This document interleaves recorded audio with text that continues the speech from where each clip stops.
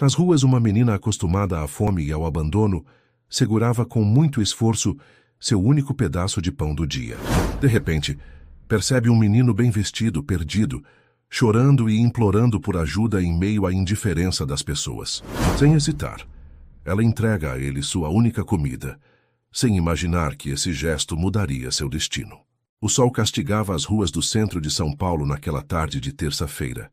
Raíssa, com seus 13 anos mal completados, caminhava descalça pelo concreto quente da Praça da Sé, seu rosto marcado não só pelo sol impiedoso, mas também pelos anos vivendo nas calçadas da maior cidade da América Latina. Seus cabelos cacheados, desgrenhados e com pontas ressecadas, emolduravam olhos castanhos profundos que pareciam carregar o peso de uma vida inteira, apesar da pouca idade. Naquele dia, Raíssa conseguira, após horas revirando lixeiras nos fundos de uma padaria na Avenida Ipiranga e pedindo algumas moedas nas esquinas, um pedaço de pão francês que guardava enrolado em um pedaço de jornal velho. Seria sua única refeição até o dia seguinte, quando o abrigo Luz da Esperança, no Glicério, abriria suas portas para o café da manhã comunitário. Era preciso fazer aquele pedaço de pão durar, enganar a fome como já estava acostumada.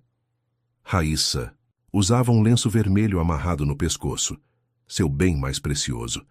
Era a única lembrança que tinha de Dona Helena, uma senhora elegante que anos atrás distribuía alimentos e agasalhos no abrigo. Este lenço é para te proteger, tinha dito a mulher, amarrando-o em seu pescoço com mãos delicadas que cheiravam a perfume caro. Raíssa nunca mais a viu, mas guardava o lenço como um amuleto, um pedaço de esperança em meio ao caos de sua existência.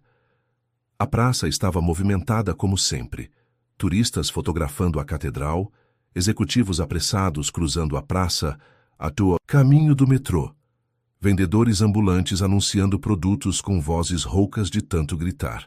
Raíssa observava tudo com a atenção de quem aprendeu a ler o ambiente para sobreviver. Foi quando seus olhos capturaram algo incomum. Um menino, provavelmente da sua idade, vestido com roupas que ela só via nas vitrines das lojas do shopping, Pátio e Higienópolis, aonde ia ocasionalmente para sentir o ar-condicionado nos dias mais quentes. O garoto estava claramente perdido. Chorava copiosamente enquanto segurava um smartphone último modelo com as mãos trêmulas. Sua camisa polo azul marinho, calça jeans de marca e tênis impecavelmente brancos denunciavam sua origem privilegiada. No pulso, um relógio que provavelmente custava mais do que tudo que Raíssa já havia possuído em toda a sua vida. As pessoas passavam por ele, algumas olhando de soslaio, outras completamente indiferentes ao seu desespero. São Paulo era assim, uma cidade onde a pressa e o medo tornavam as pessoas cegas para o sofrimento alheio. Raíssa conhecia bem essa indiferença, mas, diferente dos outros, ela não conseguia ignorar alguém em apuros. "Ei, tá tudo bem?" perguntou aproximando-se cautelosamente. O menino ergueu o olhar, assustado com a presença repentina. Seu rosto estava vermelho e molhado de lágrimas. Eu me perdi da minha babá, ele respondeu entre soluços. Meu celular está sem bateria e não consigo ligar para o meu pai. Raíssa notou que ele segurava a barriga e parecia fraco. Você tá com fome? Perguntou, reconhecendo aquele gesto. Ela mesma o fazia constantemente. O menino, que se apresentou como Caio, assentiu. Não como desde o café da manhã. A gente ia almoçar no shopping, mas eu me distraí olhando uma vitrine e quando vi, a Regina não estava mais lá. Sem hesitar, Raíssa tirou o pedaço de pão do bolso da calça jeans surrada e ofereceu a ele. Toma, pode comer. Caio olhou para o pão e depois para ela, hesitante. Mas, e você? Eu aguento, disse Raíssa, dando de ombros, como se não fosse nada demais ficar sem comer até o dia seguinte. Tô acostumada. Relutante, Caio aceitou o pão e começou a comê-lo devagar. Enquanto mastigava, Raíssa tentava acalmá-lo, contando histórias sobre a praça e os pombos que pareciam seguir as pessoas com comida, como se tivessem um radar. Pela primeira vez naquele dia, Caio sorriu. Você sempre fica aqui na praça? Perguntou ele, já mais calmo. Às vezes. Depende do dia. Tem dias que fico lá na Avenida Paulista, onde tem mais turista. Eles dão mais esmola, respondeu Raíssa, com a naturalidade de quem falava sobre ir à escola ou jogar videogame. Os olhos de Caio se arregalaram. Você mora na rua de verdade? Antes que Raíssa pudesse responder, um grito cortou o ar da praça. Caio, meu Deus do céu! Uma mulher de cerca de 40 anos, cabelos tingidos de loiro e roupas impecáveis, corria em direção a eles. Seu rosto maquiado com precisão estava contorcido em uma expressão de pânico, que rapidamente se transformou em raiva ao ver Raíssa. Afaste-se dele! Afaste-se já! Gritou a mulher, agarrando Caio pelo braço com tanta força que o menino soltou um gemido de dor. O que você pensa que está fazendo com ele? Tentando roubá-lo? Regina, não, ela só estava me ajudando, protestou Caio tentando se soltar. Ela me deu comida porque eu estava com fome. Regina, a babá, ignorou completamente as palavras do menino. Seus olhos faiscavam de ódio ao encarar Raíssa. Sua pivete suja devia estar na FEBEM ao invés de ficar assediando crianças de bem. Vou chamar a polícia. Raíssa deu um passo para trás, acostumada com aquele tipo de tratamento. Quantas vezes já não tinha sido acusada de coisas que não fez apenas por sua aparência, por suas roupas velhas, por sua pele escura? Eu só dei meu pão para ele, senhora, murmurou mais para si mesma do que para a mulher, que claramente não estava interessada em ouvi-la. Regina puxou Caio com violência, quase arrastando-o pelo braço. Vamos embora daqui.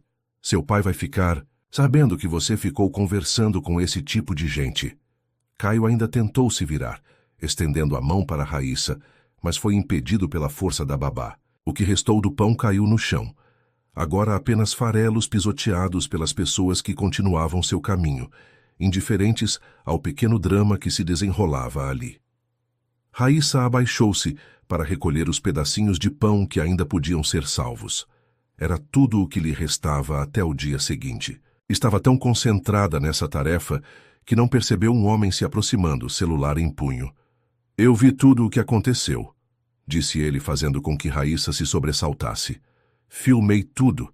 Essa mulher não pode tratar você assim. Ela olhou para cima, desconfiada. Era um homem de meia idade, usando óculos de armação grossa e uma camisa de flanela xadrez. Tinha um sotaque que Raíssa reconheceu como do Nordeste, talvez Pernambuco ou Paraíba. Meu nome é Josué. Sou jornalista do portal Notícias do Brasil, explicou ele, mostrando um crachá pendurado no pescoço. Vou publicar esse vídeo. O que aquela mulher fez não pode ficar assim. Raíssa deu de ombros. Não entendia muito bem o que um vídeo na internet poderia mudar em sua realidade. Para ela, o importante agora era encontrar alguma fonte de água para beber e um lugar seguro para passar a noite. Posso pelo menos saber seu nome? Perguntou Josué, com genuíno interesse. Raíssa, respondeu ela, hesitante. E onde você mora, Raíssa? Ela apontou vagamente para a direção do glicério. Por aí. Às vezes vou no abrigo Luz da Esperança. Josué anotou a informação em seu celular. Vou procurar você depois que o vídeo for publicado. As pessoas precisam conhecer sua história. Raíssa apenas assentiu, sem realmente acreditar que algo mudaria. Em seus 13 anos de vida já tinha aprendido que promessas raramente se cumpriam. Despediu-se do jornalista e seguiu seu caminho, enquanto o sol começava a se pôr no horizonte, de prédios da metrópole. Naquela noite, deitada sob a marquise de uma loja fechada na rua 25 de março, Raíssa adormeceu sem imaginar que aquele simples gesto de compartilhar seu único pedaço de pão estava prestes a mudar completamente o rumo de sua existência, e que, em algum lugar do Morumbi, um dos bairros mais ricos da cidade, o vídeo gravado por Josué já começava a viralizar, chegando a telas de celulares em toda a cidade, inclusive a de um poderoso empresário do ramo imobiliário, pai de Caio e viúvo de Helena, a mulher do lenço vermelho. O celular de Fernando Almeida Prado vibrou incessantemente sobre o criado mudo de mármore italiano.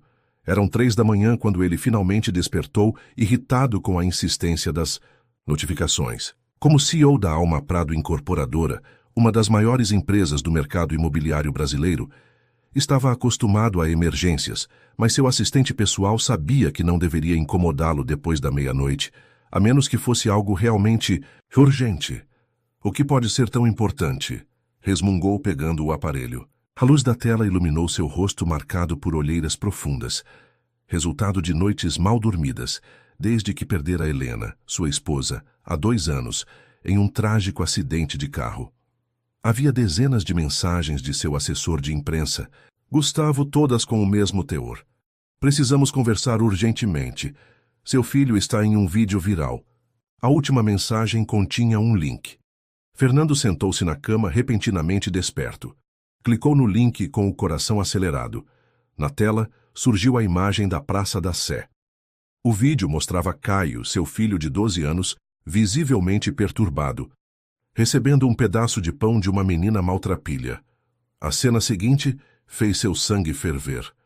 Regina, a babá que ele contratara após extensas entrevistas e verificação de antecedentes, puxava o menino com violência enquanto gritava com a garota em situação de rua, acusando-a injustamente. Meu Deus! Murmurou Fernando, passando a mão pelos cabelos grisalhos nas têmporas. Suas mãos tremiam. O vídeo, postado há apenas 6 horas por um jornalista chamado Josué Ferreira, já acumulava mais de 2 milhões de visualizações. Os comentários eram implacáveis, muitos identificando Caio como filho do magnata Fernando Almeida Prado e condenando o comportamento da babá. Havia também uma onda de comoção pela atitude da menina, que mesmo vivendo em condições precárias, dividira seu único alimento com uma criança privilegiada. Fernando levantou-se em um pulo e foi até o quarto do filho. Caio dormia profundamente, abraçado ao urso de pelúcia que ganhara da mãe no último aniversário antes de seu passamento. Fernando observou-o por alguns instantes, resistindo à vontade de acordá-lo. Precisava entender o que havia acontecido, mas isso poderia esperar até o amanhecer. De volta ao seu quarto, discou o número de Regina. Após várias tentativas, ela atendeu com voz sonolenta. Senhor Almeida Prado, aconteceu alguma coisa com o Caio? Regina, estou vendo um vídeo de você arrastando meu filho pela Praça da Sé e tratando uma criança em situação de rua como se fosse um animal, disse ele, controlando a voz para não gritar. Você tem alguma explicação para isso? O silêncio do outro lado da linha foi seguido por um balbuciar de desculpas incoerentes. Regina tentou justificar seu comportamento, alegando preocupação com a segurança de Caio, mas Fernando não estava disposto a ouvir. Não apareça mais na minha casa. Suas coisas serão enviadas para o endereço que você fornecer ao Departamento de Recursos Humanos. Estou profundamente decepcionado. Encerrou a chamada antes que ela pudesse responder e imediatamente ligou para Gustavo, seu assessor de imprensa. Precisavam de uma estratégia para lidar com aquela situação, que rapidamente se transformava em um pesadelo de relações públicas. Precisamos identificar essa menina, disse Fernando, após uma breve discussão sobre como gerenciar a crise. Na mídia, quero saber quem ela é, onde vive e como podemos ajudá-la. Já estamos trabalhando nisso, senhor, respondeu Gustavo. O jornalista que postou o vídeo mencionou um abrigo chamado Luz da Esperança, no Glicério. Podemos começar por lá. Fernando desligou e ficou olhando pela janela de sua cobertura triplex no Morumbi. Dali podia ver as luzes da cidade que nunca dormia completamente. Em algum lugar lá embaixo, talvez sob alguma marquise ou viaduto, estaria aquela menina que havia demonstrado mais humanidade do que muitos adultos que ele conhecia. Quando o sol começou a nascer, Fernando foi novamente ao quarto do filho. Desta vez sentou-se na beirada da cama e gentilmente o acordou. Pai, murmurou Caio esfregando os olhos. Aconteceu alguma coisa? Precisamos conversar sobre o que aconteceu ontem na Praça da Sé, disse Fernando, mantendo um tom calmo, sobre a menina que te ajudou. Os olhos de Caio se iluminaram com a lembrança. A Raíssa, pai, ela foi tão legal comigo. Eu estava com muito medo e fome, e ela me deu o pão dela, mesmo sabendo que não ia ter mais nada para comer. Como você sabe que ela não teria mais nada para comer? Ela me contou, disse Caio, sentando-se na cama. Disse que era a única comida dela até amanhã, que é quando o abrigo abre para café da manhã. Mesmo assim ela me deu. E aí a Regina chegou gritando com ela, dizendo coisas horríveis. Fernando sentiu um nó na garganta. E você tentou explicar para a Regina que a Raíssa estava te ajudando? Tentei, pai, juro que tentei. Mas a Regina nem me ouviu. Ela me puxou com tanta força que meu braço ainda está doendo. Caio mostrou uma marca roxa no braço, onde os dedos da babá haviam deixado sua impressão. Fernando respirou fundo, controlando a raiva que sentia. Faria Regina pagar por aquilo. Nos termos da lei, mas agora sua prioridade era outra. Tem mais uma coisa que preciso te perguntar, filho. Essa menina, a Raíssa, ela usava algo vermelho, como um lenço, talvez. Os olhos de Caio se arregalaram. Como você sabe, pai, ela usava um lenço vermelho no pescoço, igual aqueles que a mamãe dava para as crianças do projeto dela. Fernando sentiu como se tivesse levado um soco no estômago. Helena, sua falecida esposa, havia dedicado os últimos anos de sua vida a projetos sociais voltados para crianças em situação de vulnerabilidade. Os lenços vermelhos eram sua marca registrada, ela os distribuía como símbolos de proteção e carinho. Pai, você está bem? Perguntou Caio, notando a palidez repentina no rosto do pai. Estou, filho. Só lembrei da sua mãe, respondeu ele, engolindo em seco. Caio, nós vamos encontrar essa menina. Quero agradecer pessoalmente pelo que ela fez por você. Enquanto isso, no outro extremo da cidade, o abrigo Luz da Esperança começava seu dia. O portão de metal enferrujado foi aberto pontualmente às 7 da manhã por Dona Zuleide, uma senhora negra de 60 anos que administrava o local com mais coração do que recursos. As crianças e adolescentes em situação de rua formavam uma fila desorganizada para o café da manhã simples. Pão com manteiga e café com leite. Raíssa chegou atrasada, os cabelos ainda mais desgrenhados do que o habitual, olheiras profundas, marcando seu rosto jovem. Não havia dormido bem, assombrada pela fome e por pesadelos recorrentes.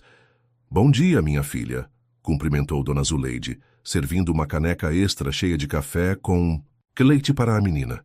Você parece cansada hoje. Tô bem, Dona Zu, respondeu Raíssa, pegando um pão e sentando-se em um canto afastado. Mal sabia ela que seu rosto já aparecia em milhares de telas pelo Brasil e que o jornalista Josué já estava a caminho do abrigo, seguido de perto por uma equipe enviada por Fernando Almeida Prado. O burburinho começou quando alguns adolescentes do abrigo, que tinham acesso limitado à internet em um projeto social próximo dali, reconheceram Raíssa no vídeo viral. Olha, é a Raíssa. Ela tá famosa, exclamou Marquinhos, um menino de 14 anos, mostrando a tela de um celular velho para os outros. Logo, todos no abrigo comentavam sobre o vídeo, e Raíssa se viu cercada por crianças e adolescentes curiosos. Dona Zuleide pegou o celular e assistiu ao vídeo, os olhos marejando ao ver o gesto de generosidade da menina. Minha filha, você fez algo muito bonito, disse ela, abraçando Raíssa, que parecia confusa com toda aquela atenção repentina. Mas eu não fiz nada demais, protestou a menina. Só dei um pedaço de pão para um menino que estava com fome. Às vezes, os gestos mais simples são os mais poderosos, respondeu Dona Zuleide, com a sabedoria de quem já vira muito na vida. O som de carros parando em frente ao abrigo chamou a atenção de todos. Pela janela, viram uma van de uma emissora de TV e, logo em seguida, um carro preto luxuoso, daqueles que só passavam por aquela região quando estavam perdidos ou quando algum político fazia uma visita para a campanha eleitoral. Dona Zuleide foi até a porta intrigada. Encontrou Josué, o jornalista, acompanhado por uma equipe de reportagem. Atrás deles, um homem de terno impecável se apresentou como Gustavo Mendonça, assessor de Fernando Almeida Prado. Viemos falar com a menina Raíssa, explicou Gustavo. O senhor Almeida Prado ficou muito comovido com o gesto dela para com seu filho e gostaria de conhecê-la pessoalmente. Dona Zuleide cruzou os braços protetora. E o que garante que vocês não vão explorar a imagem dessa criança? Ela já passou por muita coisa na vida. Entendo sua preocupação, respondeu Gustavo, entregando um cartão a ela. Mas posso garantir que as intenções do Sr. Almeida Prado são as melhores possíveis.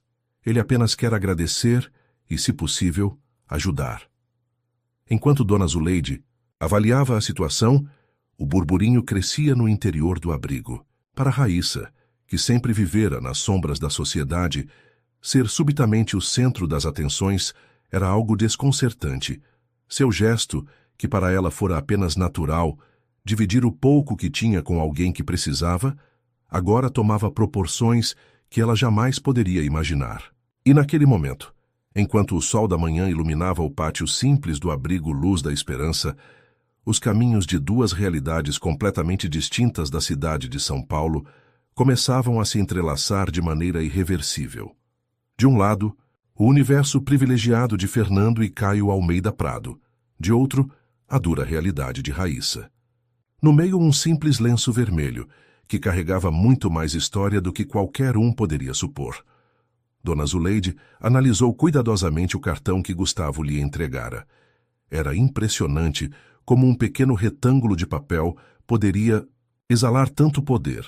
Papel texturizado de alta gramatura, letras douradas em relevo, endereço na Faria Lima, o coração financeiro de São Paulo. Ela conhecia bem esse tipo de pessoa. Empresários ricos que apareciam em comunidades carentes para limpar a consciência com atos isolados de caridade, registravam tudo para as redes sociais e depois desapareciam. Vou perguntar para a Raíssa se ela quer falar com vocês, disse finalmente. A decisão é dela.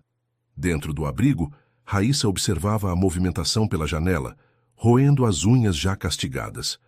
Quando Dona Zuleide explicou a situação, a menina hesitou. É o pai daquele menino? O que estava perdido na praça? Sim, minha filha. E pelo que entendi, é um homem muito rico e poderoso. Raíssa apertou instintivamente o lenço vermelho em seu pescoço. E o que ele quer comigo? Diz que quer te agradecer por ter ajudado o filho dele, explicou Dona Zuleide. Mas você não precisa falar com ele se não quiser. Após alguns momentos de reflexão, Raíssa concordou em encontrar o tal empresário, mas com uma condição. Queria que Dona Zuleide estivesse presente durante toda a conversa. A administradora do abrigo comunicou a decisão a Gustavo, que prontamente aceitou os termos. O Sr. Almeida Prado virá pessoalmente amanhã, informou o assessor. Ele prefere que esse encontro aconteça longe dos holofotes da mídia. Depois que os visitantes partiram, prometendo retornar no dia seguinte, o abrigo voltou à sua rotina. Mas para Raíssa, nada mais parecia normal. Sentia-se exposta, como se tivesse sido arrancada das sombras, onde sempre se sentira segura e jogada sob luzes ofuscantes. Por que ele não pode simplesmente me mandar um obrigado? Por mensagem e pronto? Perguntou a Dona Zuleide enquanto ajudava a lavar as canecas do café da manhã. A senhora sorriu, passando a mão pelos cabelos rebeldes da menina. Alguns gestos precisam ser feitos pessoalmente, Raíssa. Você deu algo muito valioso ao filho dele. Não apenas um pedaço de pão, mas uma lição de humanidade que nenhum dinheiro pode comprar. Na manhã seguinte, o abrigo estava impecavelmente limpo, tanto quanto as limitações de um lugar com poucos recursos permitiam. Todas as crianças haviam sido orientadas a se comportarem e uma expectativa incomum pairava no ar. Pontualmente, às 10 horas, um Range Rover preto estacionou em frente ao abrigo. Dele desceram Fernando Almeida Prado e seu filho Caio. O empresário vestia um terno azul marinho discreto, enquanto o menino usava jeans e uma camiseta comum, uma tentativa clara de parecer menos intimidador naquele ambiente. Raíssa observava pela janela, o coração acelerado. Reconheceu imediatamente o menino da praça, mas foi o homem que chamou sua atenção. Havia algo vagamente familiar nele, algo que ela não conseguia precisar. Dona Zuleide recebeu os visitantes no pequeno escritório que servia também como sala de atendimento psicológico e médico nos dias em que voluntários visitavam o abrigo. Fernando cumprimentou-a com respeito genuíno, demonstrando uma humildade que contrastava com sua imagem pública de empresário implacável. Quando Raíssa entrou na sala, Caio imediatamente sorriu e acenou. Fernando, por outro lado, ficou paralisado. Seus olhos fixaram-se no lenço vermelho que a menina usava. Era idêntico aos que Helena distribuía em seus projetos sociais, feito de seda pura com pequenas iniciais HAP bordadas discretamente em uma das pontas. "Olá, Raíssa", disse Fernando, finalmente encontrando sua voz. "Eu sou Fernando Almeida Prado, pai do Caio. Queria agradecer pessoalmente pelo que você fez por ele." Raíssa apenas assentiu, desconfortável com a formalidade da situação. Caio, percebendo seu desconforto, tomou a iniciativa. "Você salvou minha vida naquele dia", disse ele, com a sinceridade que só as crianças conseguem expressar. "Eu estava com muito medo e muita fome." "Não foi nada", respondeu Raíssa, dando de ombros. "Qualquer um teria feito o mesmo." "Não, Raíssa", interveio Fernando, sua voz embargada pela emoção. "Não é qualquer pessoa que dividiria seu único alimento com um estranho. O que você fez foi extraordinário." A conversa prosseguiu por alguns minutos, com Fernando fazendo perguntas sobre a vida de Raíssa. Há quanto tempo vivia nas ruas, se tinha família, como havia chegado ao abrigo. A menina respondia com frases curtas, ainda desconfiada. Foi quando Fernando, incapaz de conter sua curiosidade, apontou para o lenço. "Esse lenço. Onde você o conseguiu?" Raíssa tocou o tecido vermelho com carinho. "Foi uma moça que me deu há muito tempo. Ela vinha aqui no abrigo de vez em quando, trazia comida, roupas, conversava com a gente." "Você se lembra do nome dela?" perguntou Fernando, segurando a respiração. "Helena", respondeu Raíssa. "Ela era muito bonita e cheirosa. Disse que esse lenço ia me proteger." Fernando fechou os olhos por um momento, como se tivesse sido atingido por uma onda de memórias. Quando os reabriu, estavam marejados. "Helena era minha esposa", revelou ele. "Ela não está mais entre nós. Sofreu um acidente há 2 anos." Um silêncio pesado se instalou na sala. Raíssa olhou para o lenço, depois para Fernando, conectando, pela primeira vez, aqueles 2 mundos que pareciam tão distantes. "Sinto muito", murmurou ela sem saber o que mais dizer. "Pai", interrompeu Caio puxando a manga do paletó de Fernando. "Mostra para ela a foto da mamãe com o mesmo lenço." Fernando tirou a carteira do bolso interno do paletó e dela retirou uma fotografia cuidadosamente preservada. Mostrou a Raíssa. Era Helena, uma mulher de beleza serena, cabelos castanhos caindo em ondas suaves pelos ombros, usando um lenço vermelho idêntico ao de Raíssa, enquanto abraçava Caio, então, mais novo. "Ela tinha vários desses", explicou Fernando. "Dizia que vermelho é a cor da proteção, do amor. Dava para as crianças que ajudava, como um símbolo de que nunca estariam sozinhas." Raíssa tocou a fotografia com a ponta dos dedos, como se tocasse algo sagrado. De repente, aquele lenço, que carregava há anos, ganhou um significado ainda mais profundo. "Posso fazer uma pergunta pessoal, Raíssa?" pediu Fernando após guardar a fotografia. A menina assentiu. "Helena alguma vez mencionou sobre planos para este abrigo? Algum projeto especial?" Dona Zuleide, que observava a conversa em silêncio, adiantou-se. "Na verdade, Sr. Almeida Prado, sua esposa tinha grandes planos para o Luz da Esperança. Ela falava em construir um anexo só para meninas, com dormitórios adequados, sala de estudos, até um ateliê de arte." "Como eu nunca soube disso?" perguntou Fernando. Surpreso. "Helena era uma mulher discreta em suas boas ações", respondeu Dona Zuleide. "Ela dizia que estava reunindo recursos, que em breve começaríamos as obras. Mas então aconteceu o acidente e nunca mais ouvimos falar do projeto." Fernando pareceu momentaneamente perdido em pensamentos. Algo não se encaixava. Helena administrava uma fundação em seu nome, com recursos próprios vindos de sua herança familiar. Se ela estava planejando uma obra desse porte, deveria haver registros, projetos arquitetônicos, orçamentos. "Dona Zuleide, por acaso Helena deixou algum documento, plantas, qualquer coisa relacionada a esse projeto?" A administradora do abrigo caminhou até um arquivo de metal no canto da sala e, após alguns instantes revirando pastas, retirou um envelope grande e amarelado. "Ela deixou isso comigo", pediu que guardasse. Disse que eram os sonhos dela para o futuro do abrigo.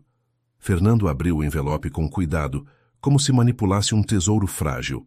Dentro, encontrou plantas arquitetônicas detalhadas para um prédio de 3 andares que seria construído no terreno adjacente ao abrigo.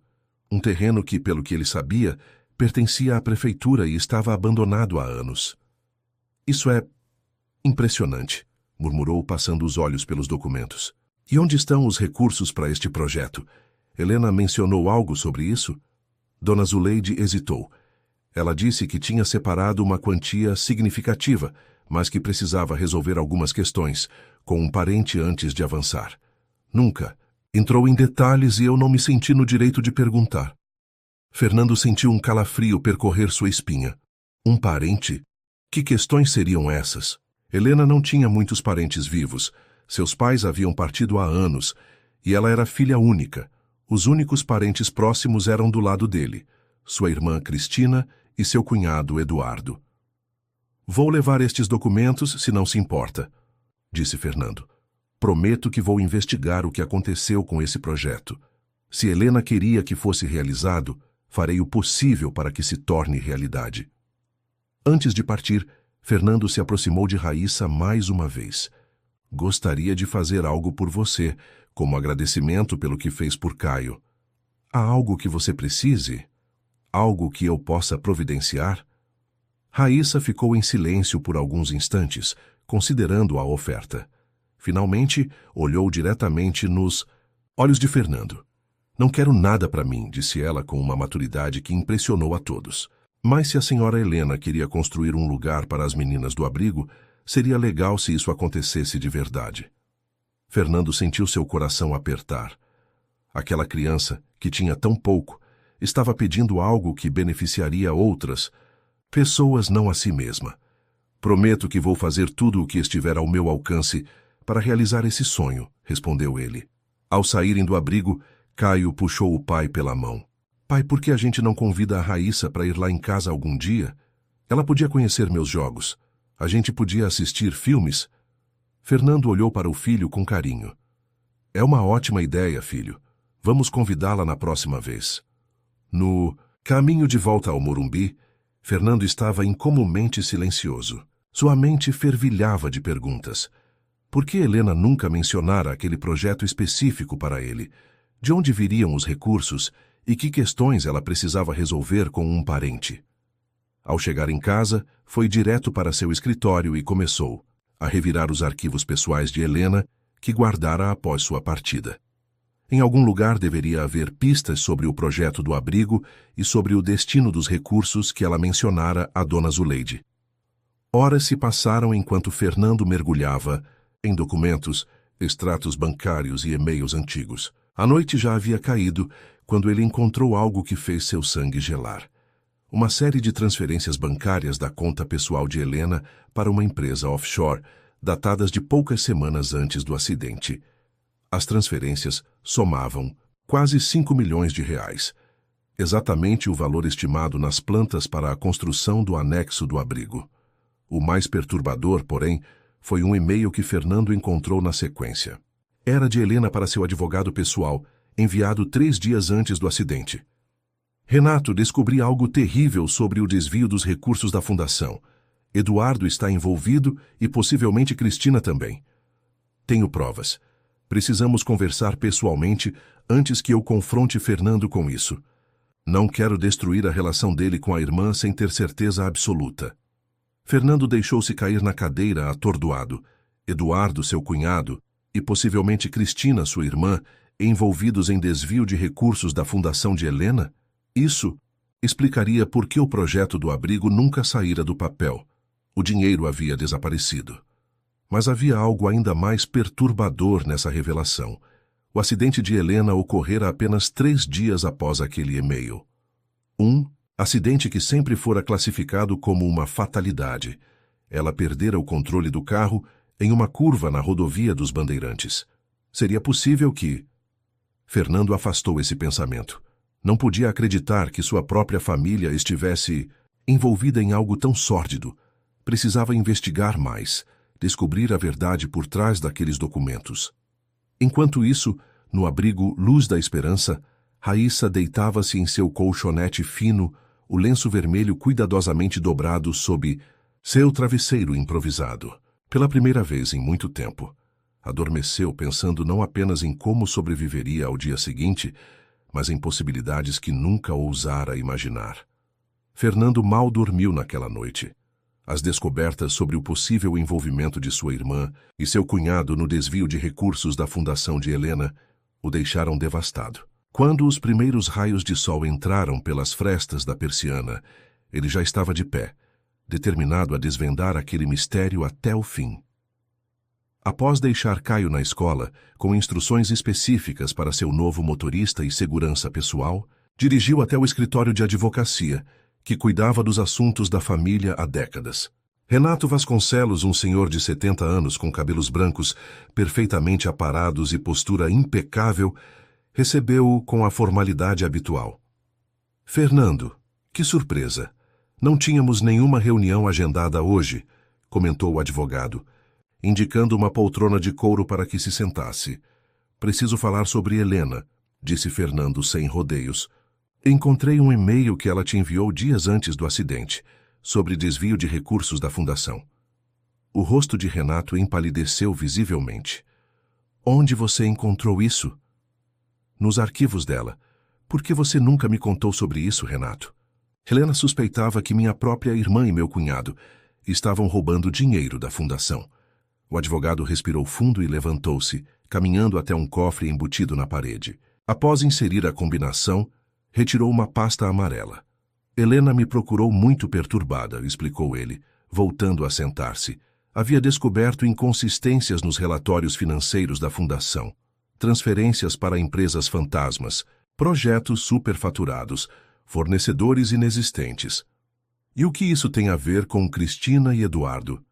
Todas as operações suspeitas foram autorizadas por Eduardo, que na época era o diretor financeiro da fundação. E algumas transferências iam para uma conta nas Ilhas Cayman, cujo beneficiário final era uma empresa registrada no nome de Cristina. Fernando sentiu como se o chão se abrisse sob seus pés. Por que você não me contou isso depois que Helena, depois do acidente?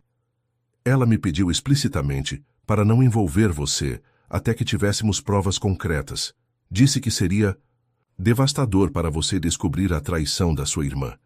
E depois que ela se foi, eu não tive coragem. Quanto dinheiro foi desviado? Perguntou Fernando, a voz trêmula. Pelos cálculos de Helena, cerca de 8 milhões de reais ao longo de 3 anos. O último grande desvio foi justamente o dinheiro separado para o projeto do abrigo Luz da Esperança, aproximadamente 5 milhões. Fernando levantou-se abruptamente, o rosto contorcido de raiva. Preciso falar com minha irmã, agora. Fernando, espere! Renato tentou detê-lo. Helena estava investigando isso com muito cuidado. Ela tinha provas, documentos. Estão todos aqui nesta pasta. Me dê isso, exigiu Fernando, estendendo a mão. Só peço que pense bem antes de confrontar sua irmã. Helena sempre quis proteger você, preservar sua família de alguma forma. Fernando saiu do escritório segurando a pasta como se fosse uma bomba prestes a explodir. Dentro de seu carro ligou para Cristina. Preciso te ver hoje, é urgente, disse ele, sem dar chance para questionamentos. 3 horas depois, estava sentado na sala de estar da mansão de Cristina e Eduardo, no Jardim Europa, outro bairro nobre de São Paulo. A casa, uma construção imponente de arquitetura contemporânea, exibia um luxo ostensivo que sempre incomodara Fernando. Embora nunca tivesse questionado como o casal sustentava aquele estilo de vida, Eduardo era um executivo bem-sucedido, mas não ganhava o suficiente para bancar tanto luxo. Cristina entrou na sala exibindo seu sorriso habitual, que se desfez ao ver a expressão grave do irmão. O que aconteceu, Fernando? Você está me assustando. Onde está Eduardo? Perguntou ele, ignorando a pergunta da irmã. Viajando a trabalho, volta só na semana que vem. Por quê? Fernando abriu a pasta e espalhou os documentos sobre a mesa de centro. Quero que você me explique isso. Os olhos de Cristina percorreram rapidamente os papéis e seu rosto perdeu a cor. De onde você tirou isso? Helena deixou com Renato. Ela descobriu tudo, Cristina. sobre os desvios, sobre as empresas fantasmas, sobre a conta nas Ilhas Cayman. Cristina desabou no sofá, como se suas pernas não conseguissem mais sustentá-la. Fernando não é o que você está pensando, não? Então me explique o que é. Explique por que você e Eduardo roubaram 8 milhões de reais da fundação da minha esposa. Foi Eduardo, murmurou. Cristina? As lágrimas começando a escorrer pelo rosto perfeitamente maquiado. Ele estava com problemas, dívidas enormes de jogo. Estávamos prestes a perder tudo. A casa, os carros, as escolas das crianças. E isso justifica roubar dinheiro destinado a crianças necessitadas? Dinheiro que iria construir um abrigo para meninas que vivem nas ruas. Eu não sabia disso. Eduardo me disse que era dinheiro parado, que ninguém daria falta. Cristina tentava se justificar entre soluços. Quando descobri a verdade, já era tarde demais.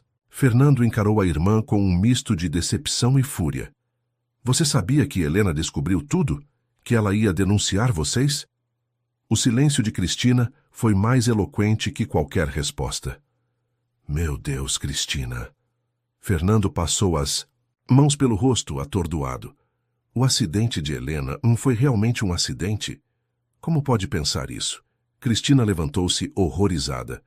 Eduardo é muitas coisas, mas ele jamais faria algo assim. Espero sinceramente que não, porque se eu descobrir que ele teve qualquer envolvimento, não haverá lugar no mundo onde vocês possam se esconder de mim. Fernando reuniu os documentos e caminhou até a porta. Antes de sair, virou-se para a irmã que continuava paralisada no meio da sala. Quero todo o dinheiro de volta, até o último centavo. Vocês têm uma semana. Fernando, isso é impossível. O dinheiro não existe mais. Eduardo perdeu tudo em investimentos ruins e mesas de pôquer. Então venda esta casa, os carros, as joias. Se não for suficiente, vou processar vocês dois e garantir que Eduardo nunca mais trabalhe em lugar nenhum. E você pode se despedir do seu status social. Deixando a irmã em lágrimas, Fernando saiu da mansão com o coração pesado. A traição de sua própria família doía mais do que ele poderia expressar.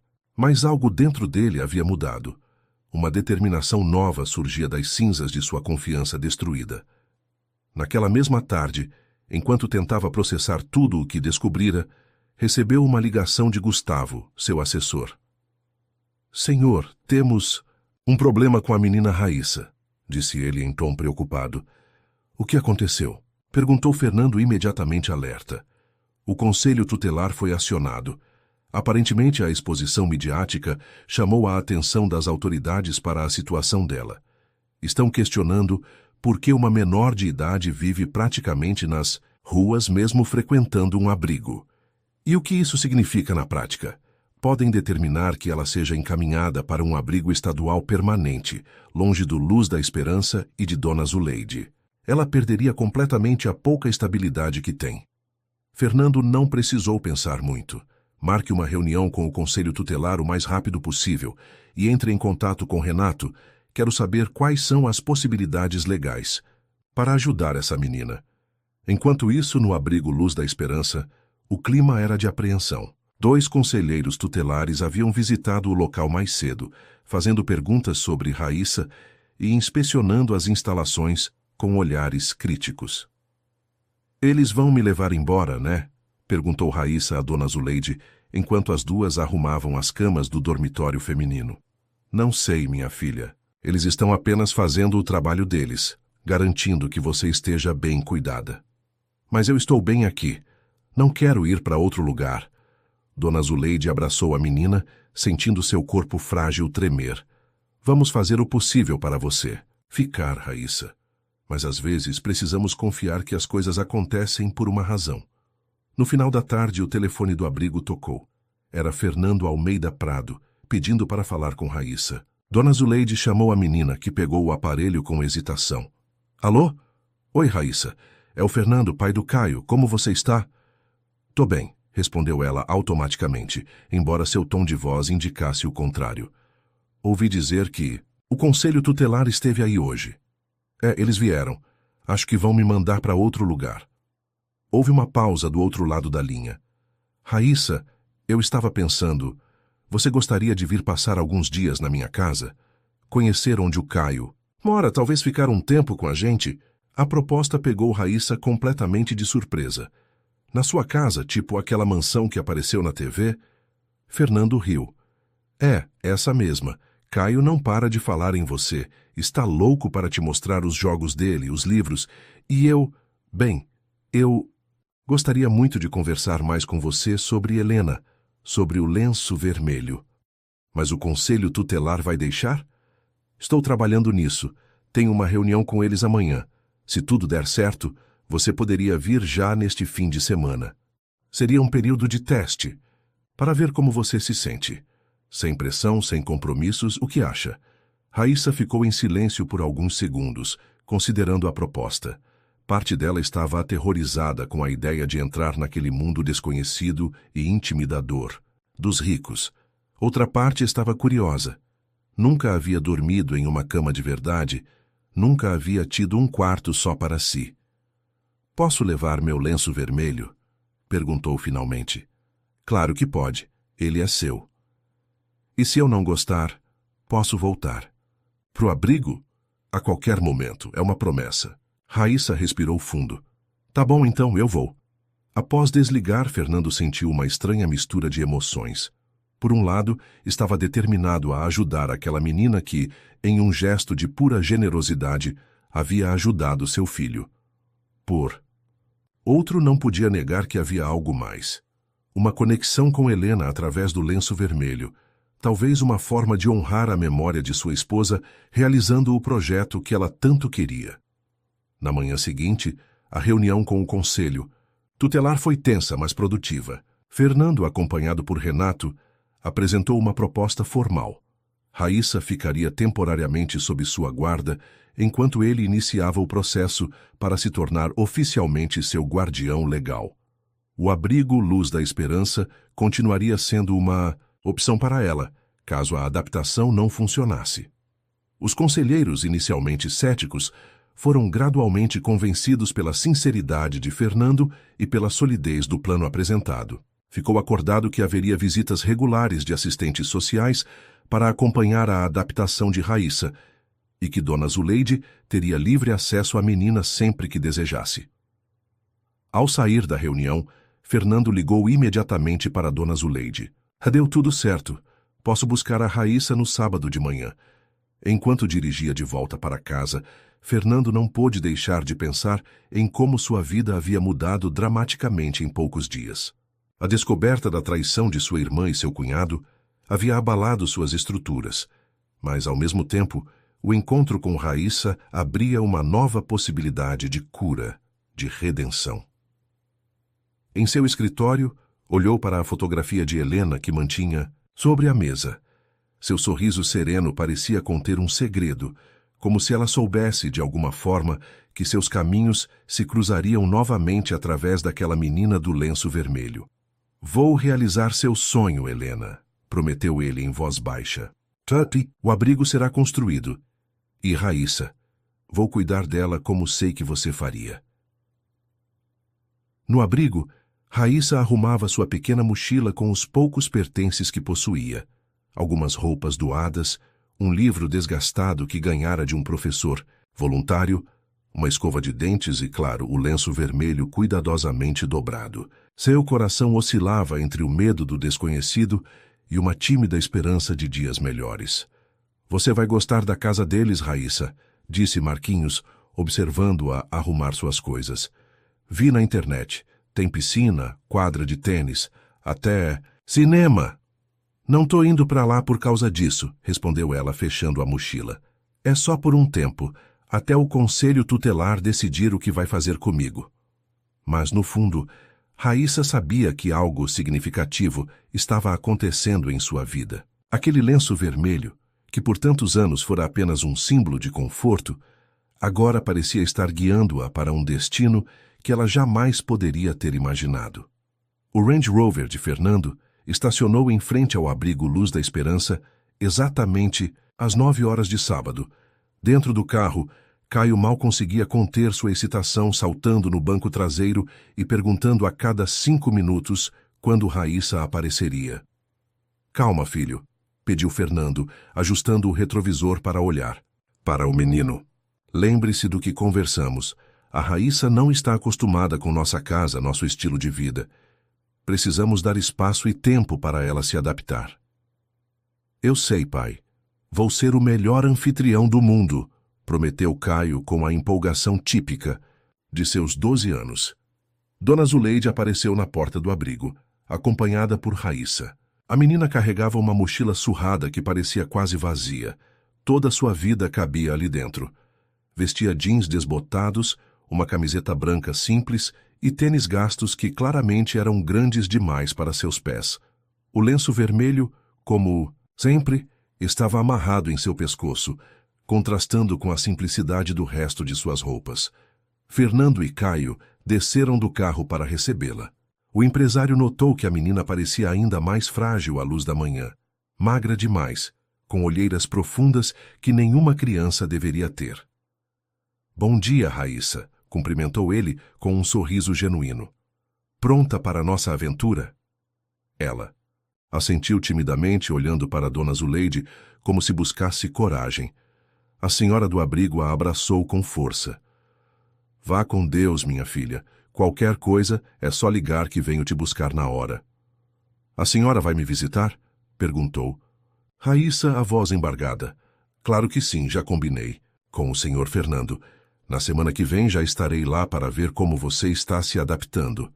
Depois das despedidas emocionadas com Dona Zuleide e algumas outras crianças que vieram dizer adeus, Raíssa finalmente entrou no carro. Sentou-se ao lado de Caio, segurando sua mochila no colo, como se fosse um escudo protetor. Você vai adorar nossa casa, disse Caio, incapaz de conter seu entusiasmo. Tenho um Xbox, vários jogos legais, e a Rosa faz o melhor brigadeiro do mundo. Rosa? Perguntou Raíssa, confusa. Nossa cozinheira, explicou Fernando, dando a partida no carro. Ela trabalha conosco há mais de 15 anos. Você vai gostar dela. Durante o trajeto até o Morumbi, Raíssa permaneceu silenciosa, observando pela janela enquanto a paisagem urbana mudava gradualmente. O centro caótico deu lugar a avenidas mais largas, depois a ruas arborizadas, até que finalmente entraram em um bairro onde as casas, ou melhor, mansões, eram separadas por muros altos e portões elegantes. Fernando virou em uma rua particularmente tranquila e parou em frente a um portão imponente. Após se identificar no interfone, o portão se abriu silenciosamente, revelando uma alameda de palmeiras que levava a uma casa de arquitetura contemporânea, toda em vidro, concreto e madeira. Chegamos, anunciou ele, estacionando sob uma pérgola coberta de trepadeiras floridas. Raíssa desceu do carro lentamente, boquiaberta com o que via.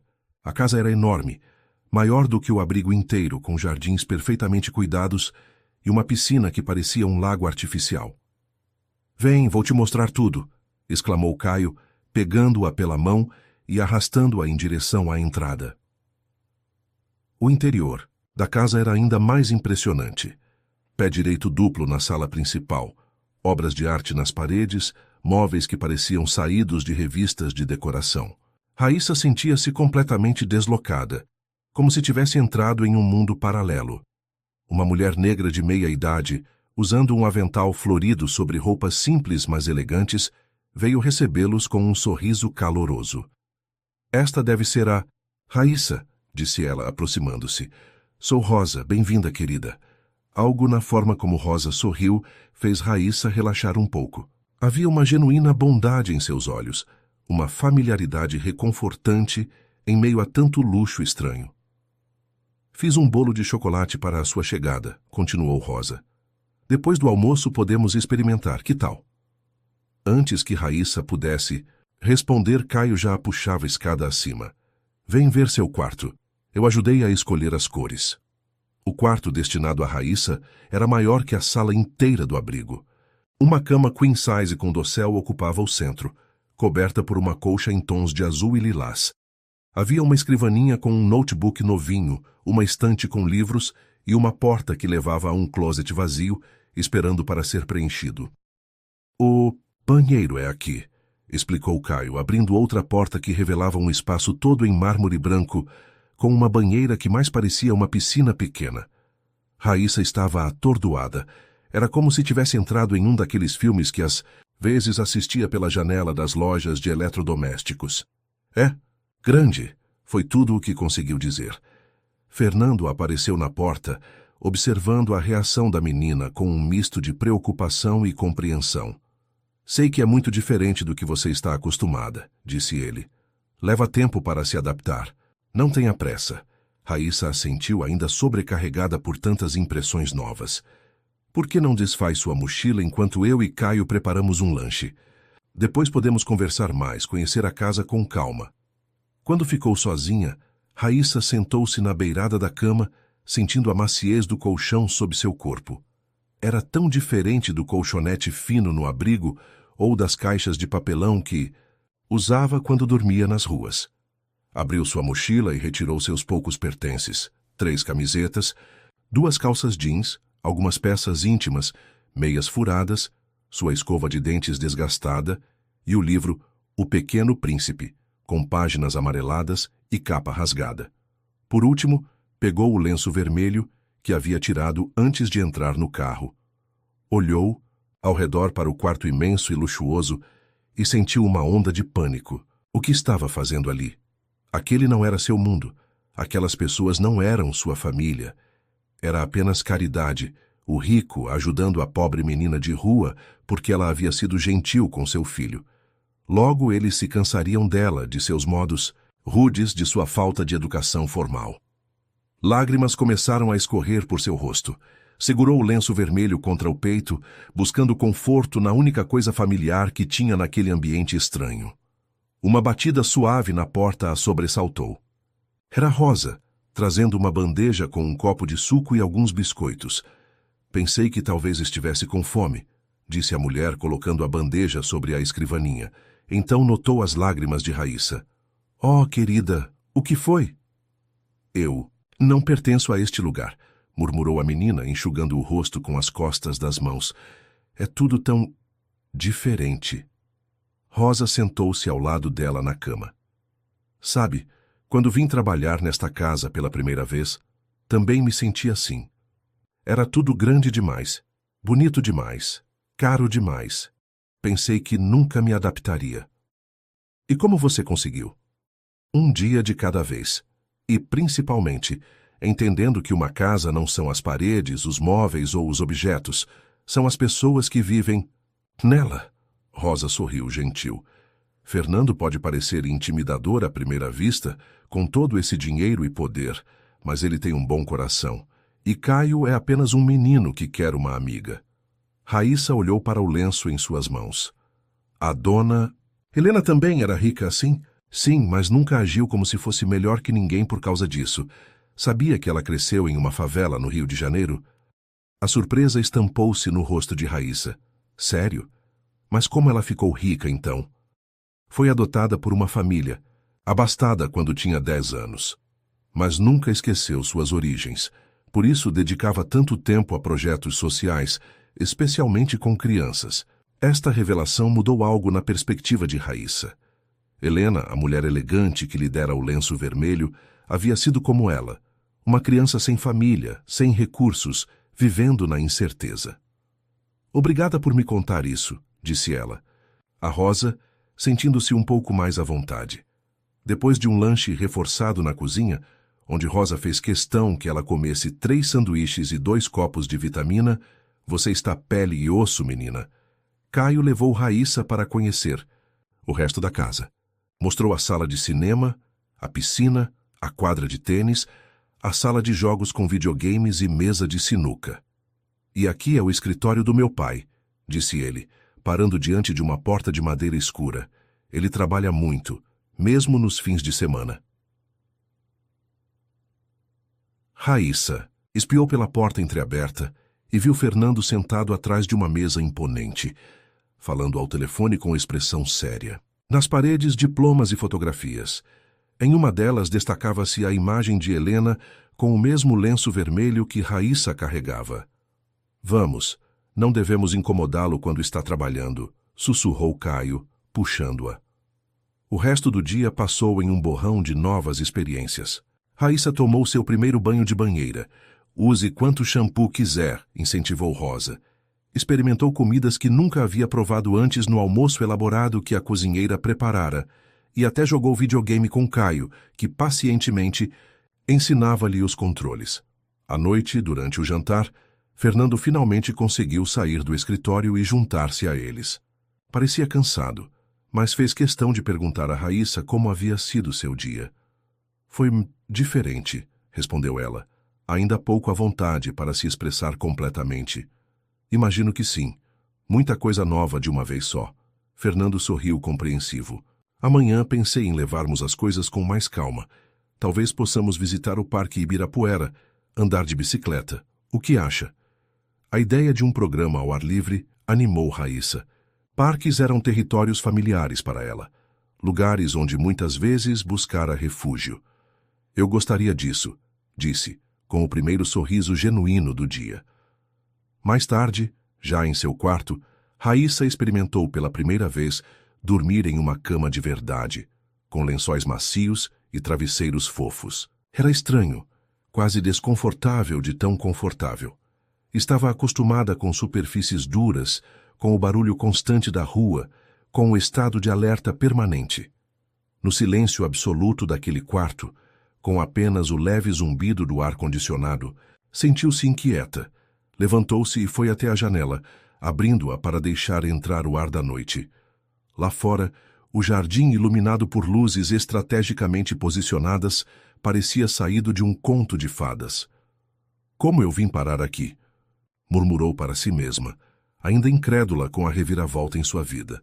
Um leve toque na porta interrompeu seus pensamentos.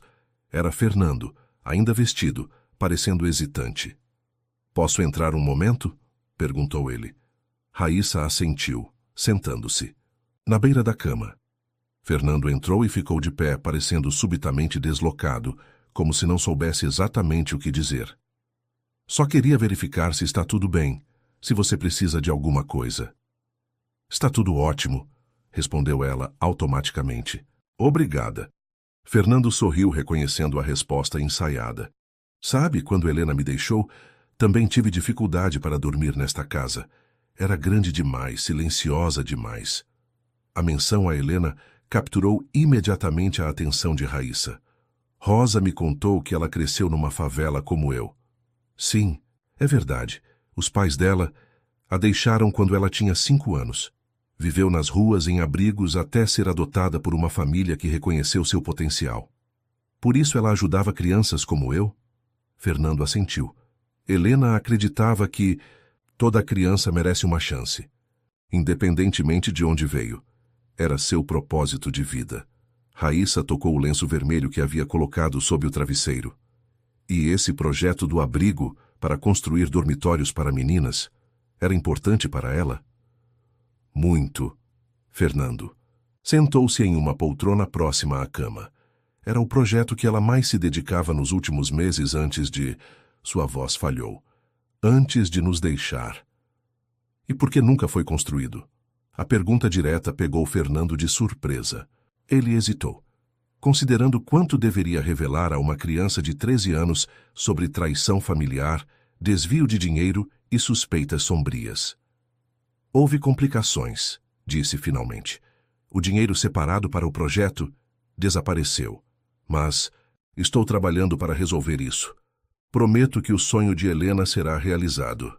Raíssa o estudou com aqueles olhos intensos que pareciam enxergar muito além de suas palavras. Foi por isso que você me trouxe para cá? Por causa dela? Do projeto dela? A pergunta atingiu Fernando como um raio. Era uma perspectiva que não havia considerado conscientemente. Estaria usando Raíssa como uma forma de redenção, de conexão com Helena? Não, Raíssa, respondeu ele com sinceridade.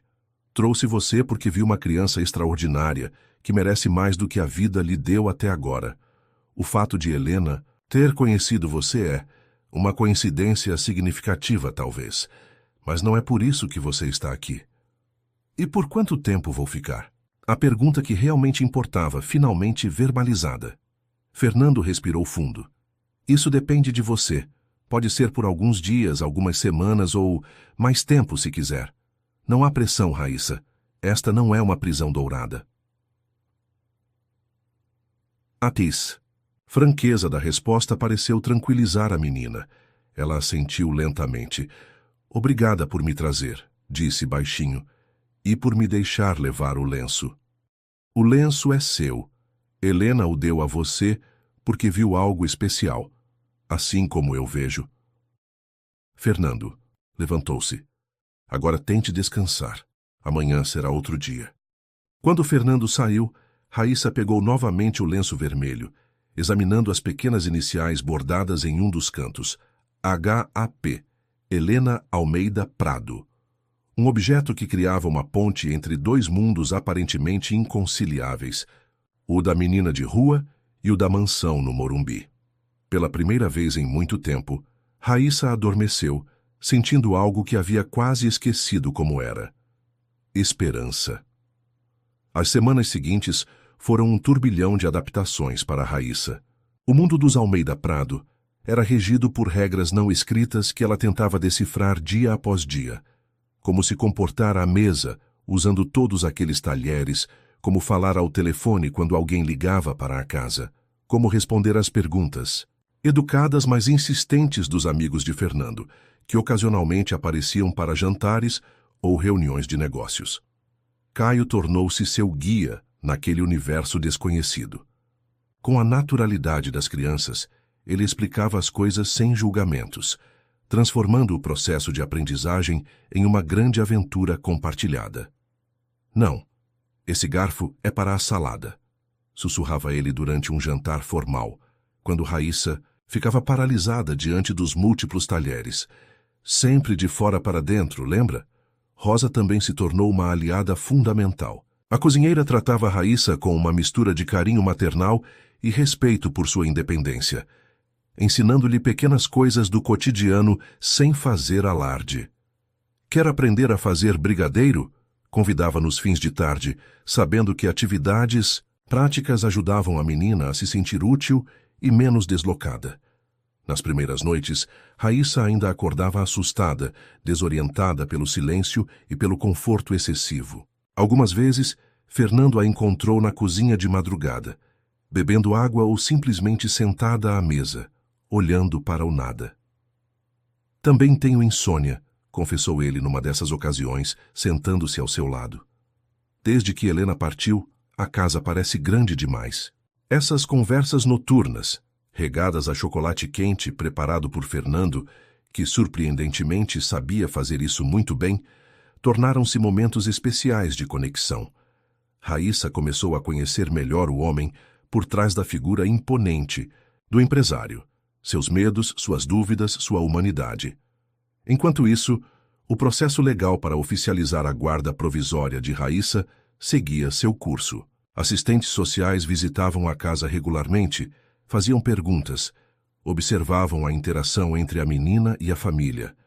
Dona Zuleide também aparecia semanalmente, trazendo notícias do abrigo e um pouco daquele mundo que, apesar de todas as dificuldades, ainda era familiar para Raíssa. Foi durante uma dessas visitas, quase um mês após a chegada de Raíssa à casa dos Almeida Prado, que a primeira grande tempestade se formou.